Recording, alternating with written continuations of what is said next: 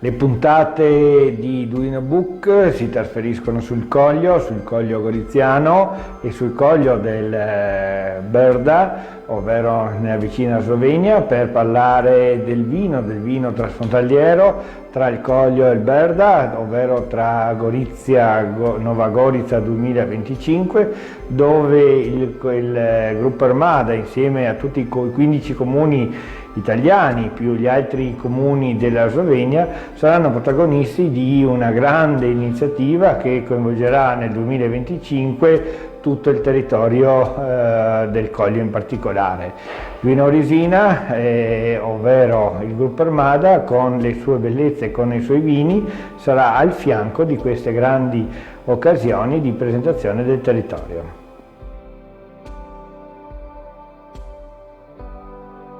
Sono Francesco Marangon, sono professore universitario all'Università degli Studi di Udine, sono un economista agrario, insegno però materie legate all'ambiente, alla sostenibilità e quindi con molto piacere sto seguendo da alcuni anni quella che è l'evoluzione del territorio dove sono nato e dove vivo, il Coglio, e lo sto osservando questo territorio in molti modi.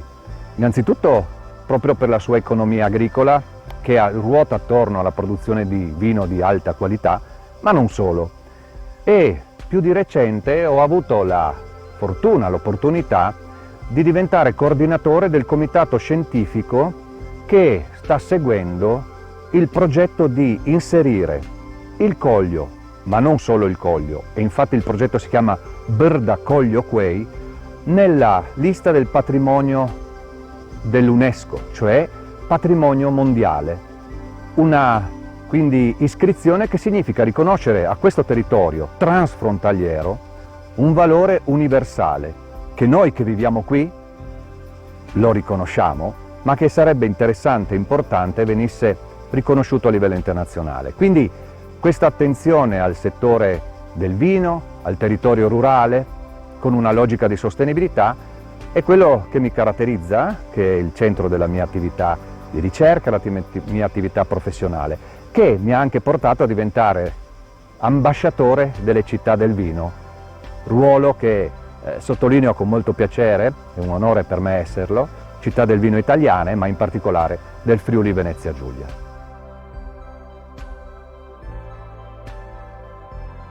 Buongiorno a tutti, sono Sfiligoi Cristian, titolare dell'azienda vitivinicola Costa Bona, un'azienda di 4 ettari, sita tutta sul Coglio Goriziano. Qui alle mie spalle c'è il Sacrario di Oslavia, di fronte a noi invece c'è il Monte Sabotino, qui invece c'è Nova Gorica. Abbiamo un terreno particolare perché il Monte Sabotino è un terreno carsico, mentre questa è tutta la parte iniziale del Coglio Goriziano, un terreno tipico del Coglio, un terreno di ponca, marne arenarie. È un terreno ottimo per la coltivazione dell'uva, soprattutto l'uva bacca bianca. Infatti qui possiamo vedere la ribolla gialla, il vitigno autoctono qui del Coglio.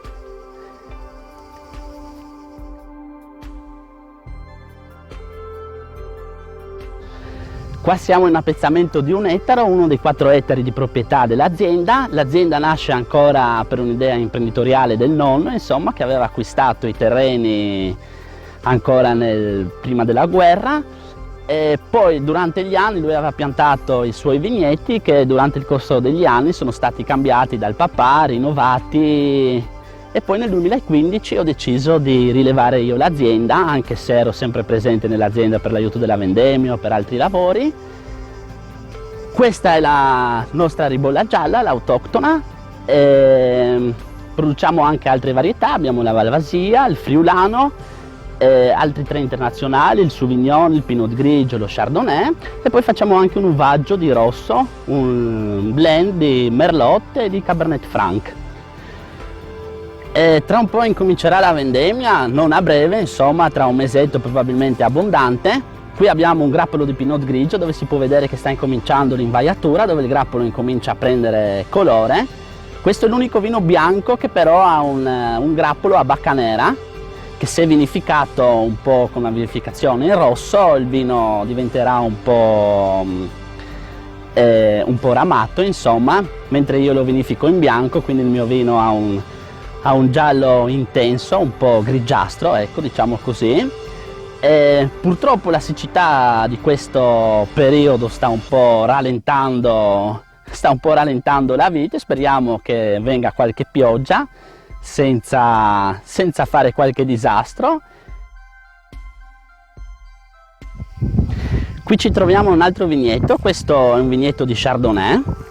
Le uve verranno vendemmiate tra un mesetto abbondante, insomma. La nostra vinificazione, comunque, partiamo dalla vendemmia. La nostra vendemmia è una vendemmia manuale.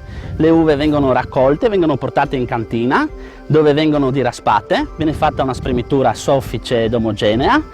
I mosti vengono chiarificati tramite un procedimento di flottazione dove tutte le impurità del mosto vengono portate in alto, il vino viene travasato, vengono inoculati i lieviti selezionati e lì incomincia la fermentazione. La fermentazione viene seguita, viene anche fatta a temperature controllate che variano tra i 14 e i 18 gradi.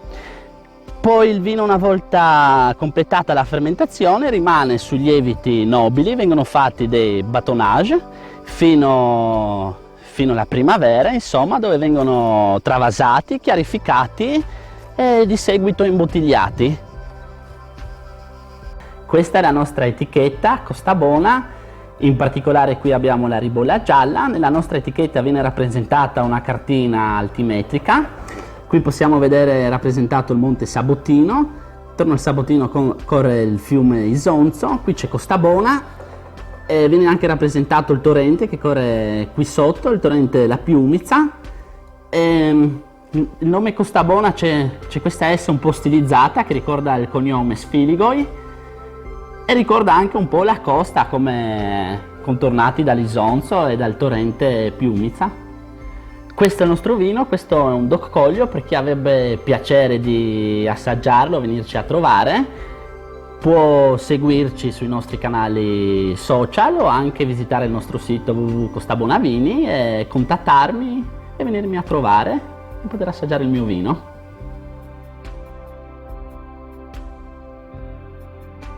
Buongiorno a tutti, sono Tiziano Venturini, sono il coordinatore regionale delle città del vino del Friuli Venezia Giulia.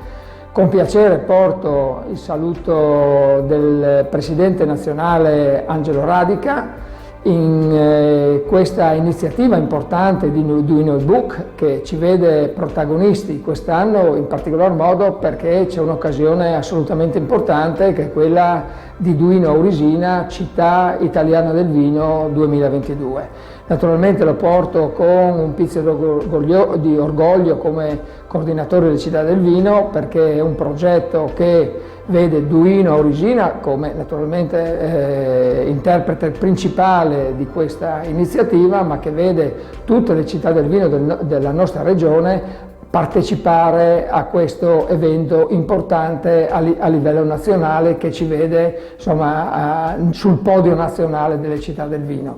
Ecco, ci sono una serie di iniziative assolutamente interessanti, importanti, che vi invitiamo a partecipare, a presenziare, senz'altro un programma nutrito ed importante che il Comune di Duino Aurisina ha predisposto anche in collaborazione col coordinamento regionale delle città del vino e che vede la promozione del territorio di Duino Aurisina, ma anche del territorio nazionale come elemento importante per promuovere il nostro territorio e la nostra regione.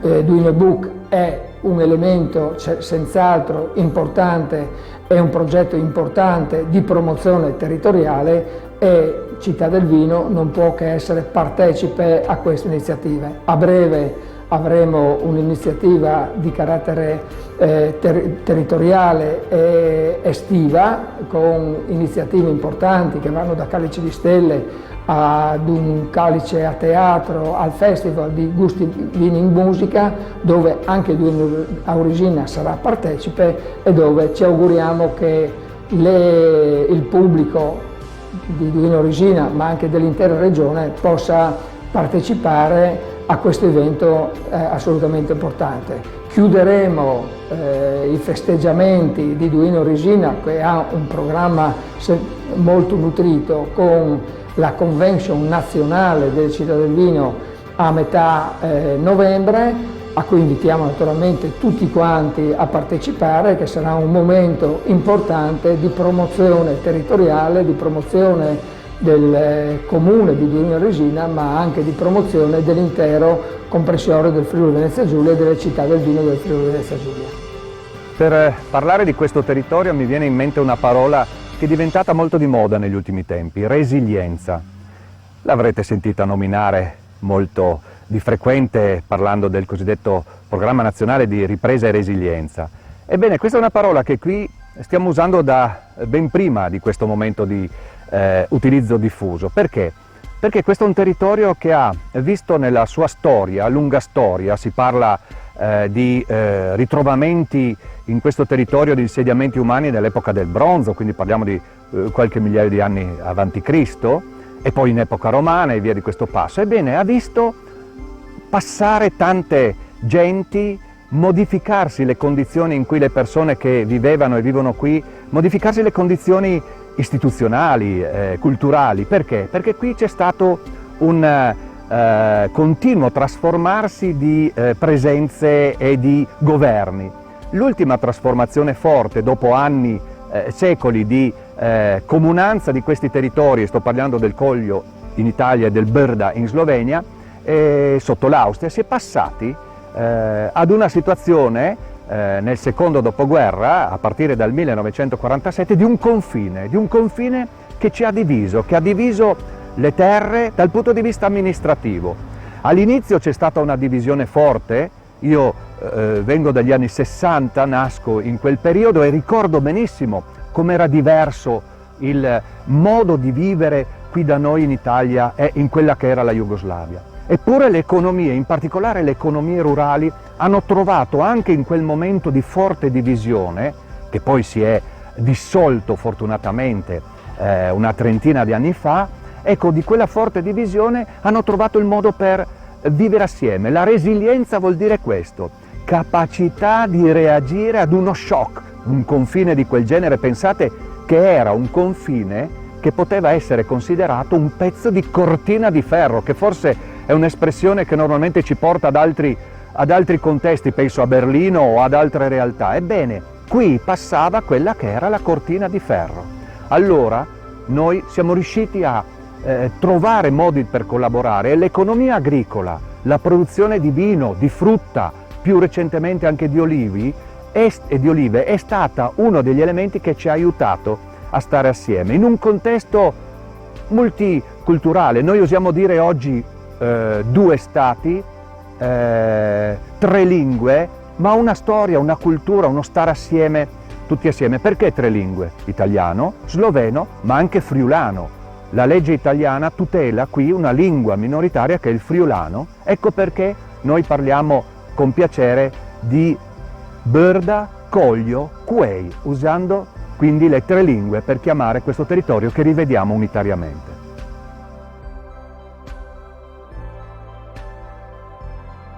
Ciao, io sono Christian Keber dell'azienda Edi Keber, è un'azienda che è qua nel Coglio da 350 anni, quindi è un'azienda storica, ma coltivo anche dei vigneti nella parte del Brda, quindi a pochissimi metri, dai qualche chilometro da qua, a Medana, dove è un'altra azienda col mio nome, e quindi avendo due aziende, conosco benissimo tutto ciò che è la territorialità sia della parte italiana che slovena di quest'unico però territorio che storicamente è sempre stato un unico territorio del Coglio del Brda.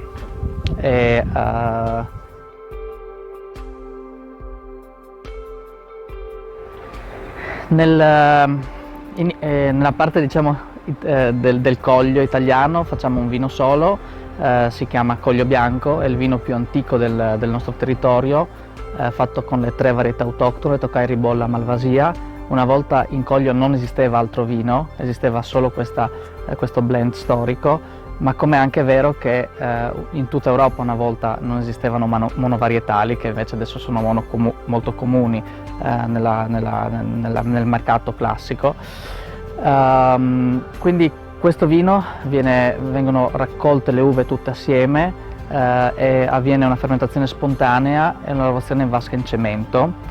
Nella parte invece del Bërda, anche in questo caso lavoro in un concetto naturale spontaneo, ma avviene un po' di macerazione, perché il vino base del Bërda è sempre un uvaggio, ma con una componente maggiore di ribolla che si presta moltissimo al lavoro della buccia. Quindi sono 2 vini e 2 aziende, un concetto molto semplice, e 2 vini con 2 nomi territoriali, Collio e Bërda. Perché legare tutto il territorio? Perché dal mio punto di vista la forza d'Italia e Francia, soprattutto nel mondo enogastronomico, è parlare di territori. Quindi Italia e Francia molto spesso, se facciamo degli esempi semplicissimi, Champagne, Bordeaux, Chianti, Soave, Prosecco, ma anche nel cibo, Parmigiano Reggiano, Roquefort, questi sono tutti territori, non sono varietali, e la cosa importante è parlarne di questi territori e promuovere il nostro territorio, la nostra Ponca.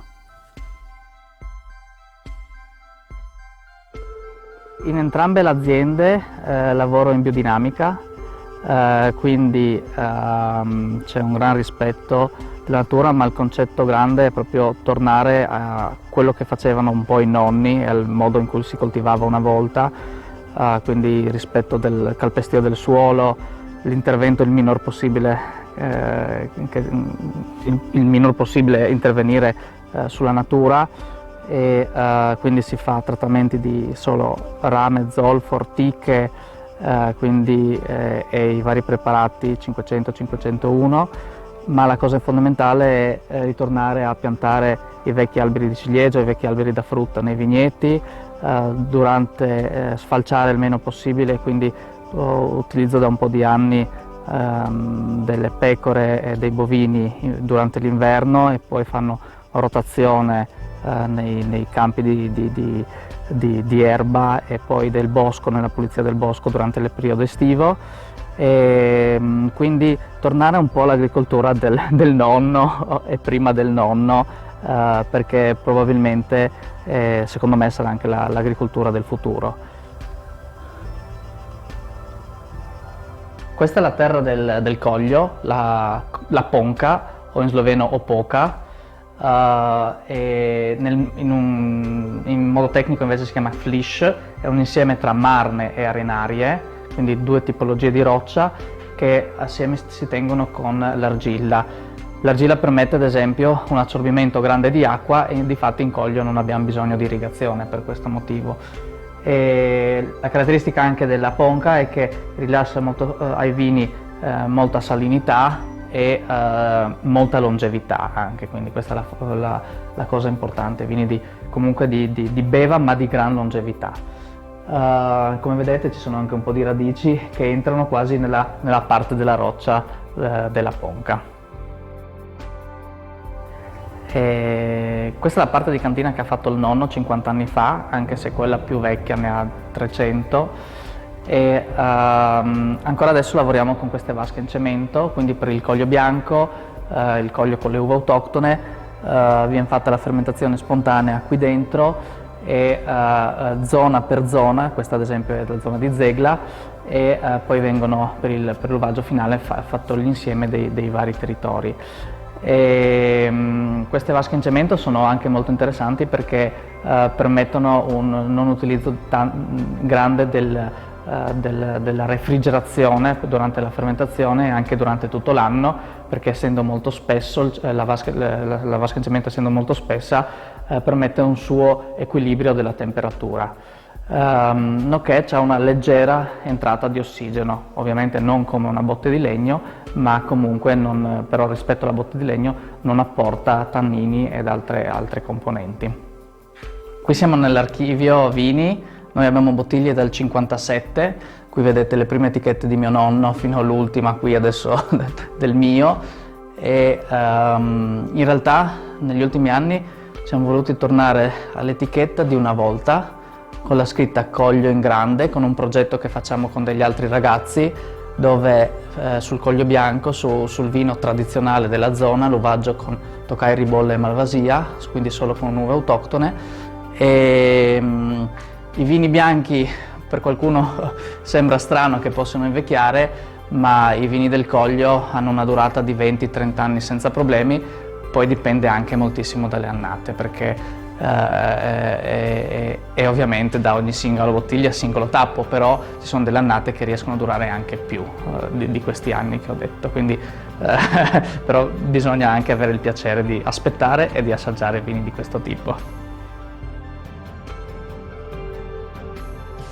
Una caratteristica dei vini bianchi, ma anche soprattutto nei nostri vini quando invecchiano, è che tutta quella parte fruttata si trasforma lentamente in parte più floreale o più minerale, e anche la struttura diventa un po' più esile nel suo, ma molto interessante, però ripeto, deve essere un cliente, un consumatore a cui piace vedere un vino in evoluzione.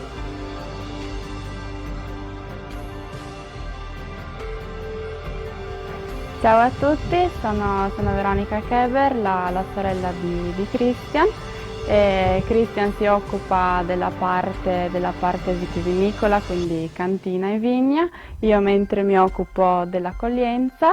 Quindi abbiamo anche 5 camere che vedete appunto qui su, e che appunto per gli ospiti, soprattutto tanti austriaci e tedeschi che vengono qui nelle nostre parti, perché sono molto vicini, ovviamente anche tantissimi italiani, e soprattutto quindi destinate al turismo slow, quindi alle persone che vengono qui e appunto con calma e relax vogliono godersi qualche giornata in mezzo ai vigneti, quindi dedicarsi proprio al mangiare appunto dei prodotti locali, quindi scoprire tutte le eccellenze del territorio, facendo poi degustazioni di vino nelle varie cantine, e la sera poi andando a cena quindi nei ristoranti qui intorno.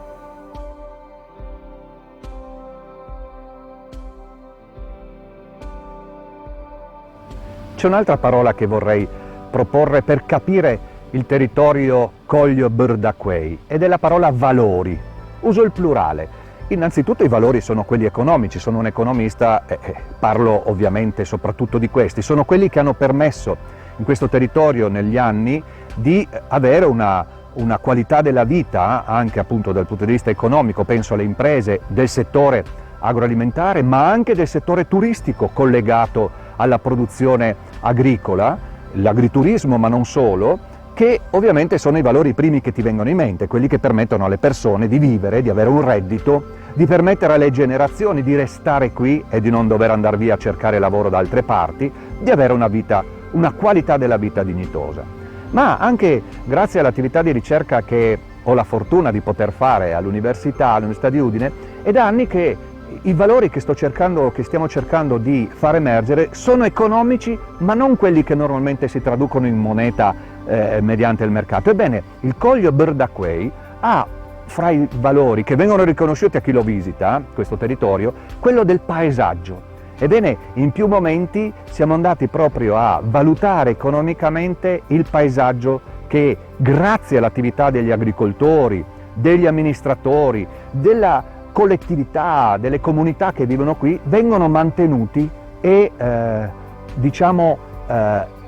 dati in eredità alle generazioni che si susseguono, in una logica proprio di sviluppo sostenibile. Quindi qui c'è un valore che viene appunto riconosciuto, viene apprezzato da chi visita questi territori, che li scopre con molta sorpresa, perché non hanno la fama internazionale che forse hanno altri territori, in particolare del nostro paese, che hanno avuto riconoscimenti anche dell'UNESCO. Eppure ci sono dei valori che ci sono e che sono mantenuti grazie all'operare delle donne e degli uomini che nei secoli hanno saputo, con intelligenza, con rispetto, con attenzione al territorio, gestire per sopravvivere, oggi vivere bene, questi territori senza snaturarli. Ciao, sono Fabian Corsic, azienda agricola Corsic Wines. Ci troviamo in pieno Coglio, nel comune di San Fioreno del Coglio, località Jasbana o Jasbine in idioma originale. L'azienda, diciamo qui il posto, è abitato dalla mia famiglia già da molte generazioni. Già negli anni 50 i miei nonni erano mezzadri della locale curia arcivescovile e poi nel 69 mio papà ha acquisito i terreni dove appunto i miei nonni già lavoravano. Oggigiorno la zona è molto importante per la produzione di vini bianchi, anche se all'epoca, diciamo, di quando il papà ha comprato i terreni, chiaramente c'era un'agricoltura più promiscua, si producevano frutta, vari tipi di frutta, pesche per albicocche, mele, susine, c'era anche la stalla con gli animali, vacche da latte, maiali e quant'altro, e c'era un piccolo vigneto di circa 4.000 metri all'epoca che serviva per la produzione di casa. Poi dagli anni 60 in poi il papà ha un po' rivoluzionato tutta l'azienda piantando la vigna, siamo arrivati oggi a 7 ettari. All'epoca più con varietà internazionali come Pinot Grigio, Sauvignon e Chardonnay, e per tanti anni siamo stati conferitori di uve a terze aziende qua della zona. Poi nel 2010 abbiamo deciso, insieme con mio fratello e mia sorella, Mitya e Iania, abbiamo deciso di cominciare a vinificare, quindi abbiamo cominciato anche un po' a rinnovare le vigne, perché il nostro intento era quello di piantare le vigne con le varietà diciamo autoctone o storiche, ecco, che dir si voglia, in quanto appunto avevamo ancora un piccolo vigneto di ribolla gialla e uno un po' più grande di Tokai friulano, e insomma adesso sono 10 anni che siamo sul mercato con il nostro marchio, e alcuni di questi vitigni più vecchi, diciamo, li stiamo estirpando per reimpiantare con le varietà appunto autoctone.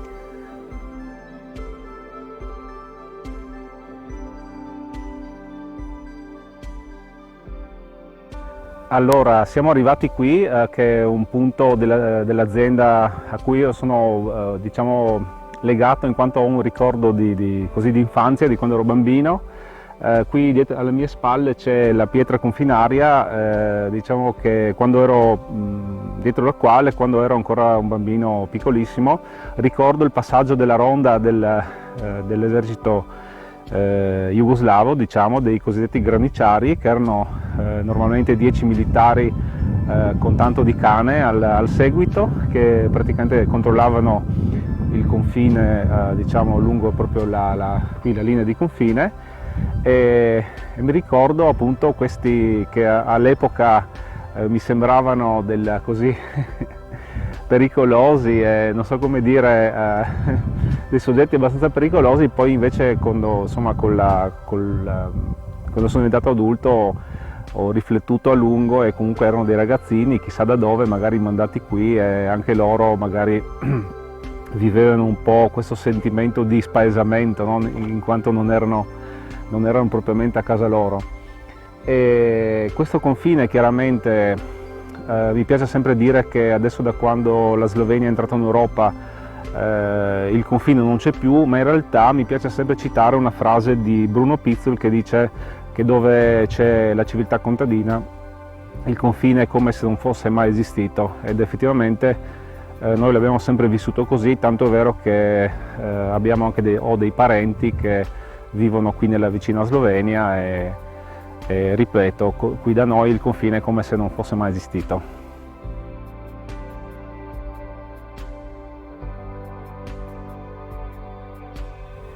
Dal punto di vista agronomico stiamo, diciamo, un po' coronando un sogno, nel senso che siamo diventati proprio con quest'anno biologici per quanto riguarda i trattamenti.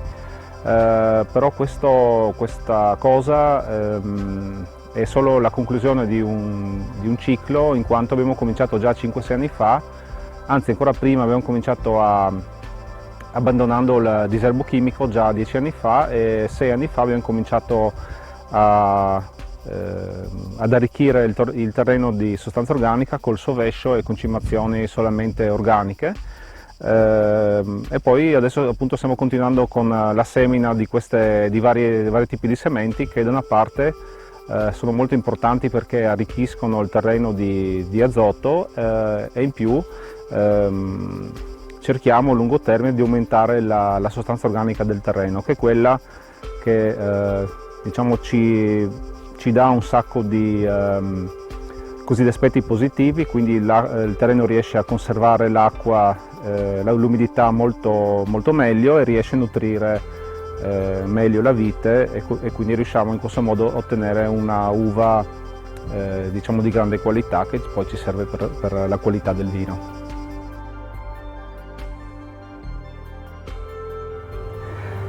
Ok, adesso siamo arrivati qua dove il vino riposa, nella cantina, nella mia piccola cantina.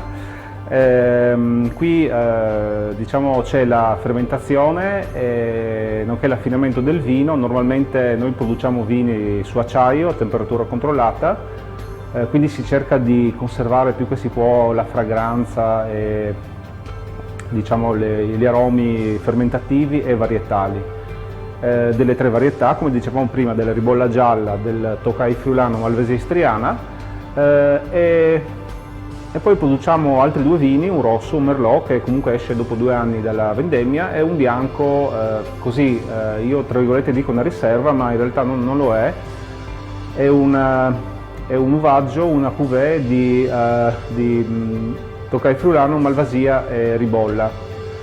Con questo progetto abbiamo aderito a un progetto di zona del Coglio Bianco da uve autoctone. Con altre aziende della zona ci siamo dati un disciplinare. Il disciplinare prevede l'uso della bottiglia a coglio, delle proporzioni di queste varietà, quindi dal 50 al 70% di friulano, dal 20 al 30 Malvasia, dal 10 al 20% di ribolla gialla, e almeno la metà di questo vino deve essere prodotto su legno. Quindi può essere un vino o prodotto solo su legno, oppure un taglio di vino prodotto su legno e acciaio, diciamo. Perché ci siamo dati questo disciplinare? Perché il tentativo, o diciamo così il sogno, sarebbe quello di proporre un vino territoriale. Per quello ci siamo dati proprio questo piccolo disciplinare, dove viene messo davanti il territorio e un po' in secondo piano le varietà e il marchio aziendale. Quindi è proprio questa voglia, abbiamo proprio questa voglia e passione di anteporre il territorio davanti alla personalità del produttore, diciamo.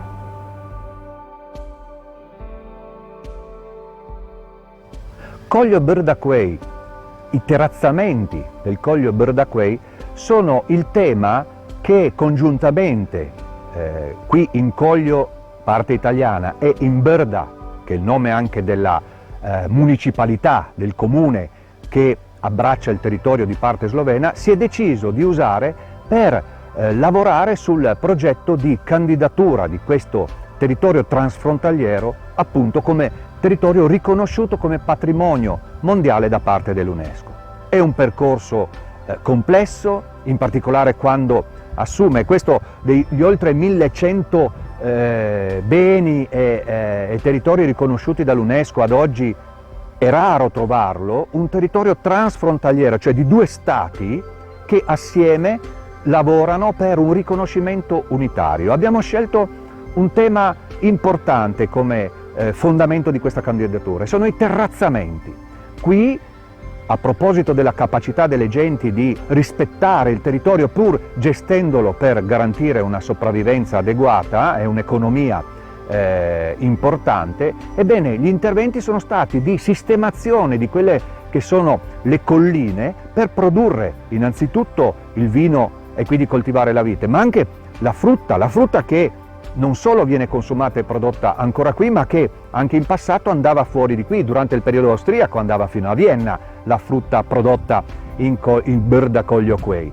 Allora la capacità di resistere, resilienza, nei secoli fino ad oggi e garantire al futuro una continuità di questo territorio, secondo noi merita un riconoscimento come eccezionalità universale. Stiamo lavorando intensamente su questo progetto assieme l'Italia e la Slovenia per portare questo territorio quindi a questo riconoscimento universale a cui tutti noi cerchiamo di puntare, e questo è molto importante anche nell'ambito dei progetti che ci sono, come il progetto di Capitale Europea della Cultura Nova Gorica Gorizia, e tutti i progetti che nel tempo potranno garantire il futuro di questo territorio, che sicuramente è un futuro molto bello che tutti sogniamo per noi, ma soprattutto per le future generazioni.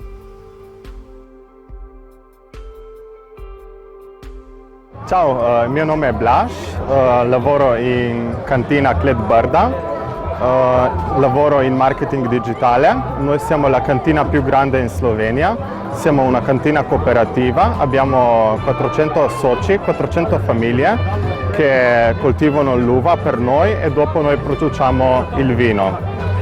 Il vino più famoso nelle nostre parti è la ribolla, circa 30% è la ribolla, è l'uva nostra, possiamo dire, autottona, e questa è la cosa che, come si dice, che rappresenta il meglio il Collio italiano e Brda in Slovenia.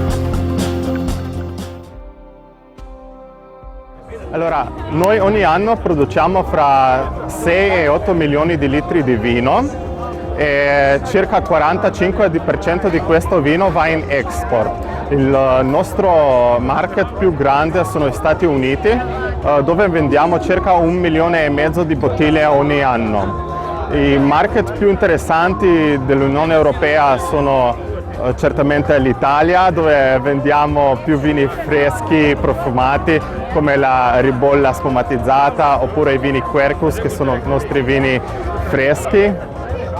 Se no anche vendiamo tanto vino in Germania, in Belgio, e subito fuori dall'Unione Europea vendiamo anche tanto in Regno Unito. E due market che sono proprio interessanti per noi sono anche la Cina e il Giappone. Proprio il Giappone negli ultimi anni cresce tantissimo.